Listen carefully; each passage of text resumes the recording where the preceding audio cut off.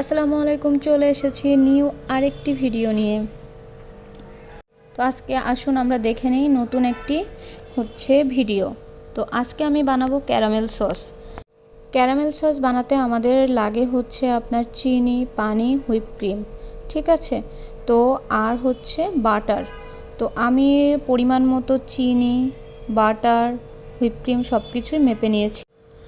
যখন চিনিটা হয়ে আসছে, কালারফুল হয়ে আসছে, তখন আমি দিয়ে দিয়েছি হুইপ ক্রিম। তো পরিমাণ মতো হুইপ ক্রিম দিয়ে আমি অনবরত নাড়তে হবে। তো আমি আমার মতো করে নেড়েই যাচ্ছিলাম। দেখেন যে এখানে কিন্তু নাড়া বন্ধ করা যাবে না। যদি আপনি নাড়া বন্ধ করেন তাহলে কিন্তু এখানে লাম্পস বেঁধে যাবে। তো সেক্ষেত্রে এদিকে একটু খেয়াল রাখ। তো আমার এখানে হয়ে আসছে ক্যারামেলটা। তো এখন আমার বাটার দেওয়ার পালা।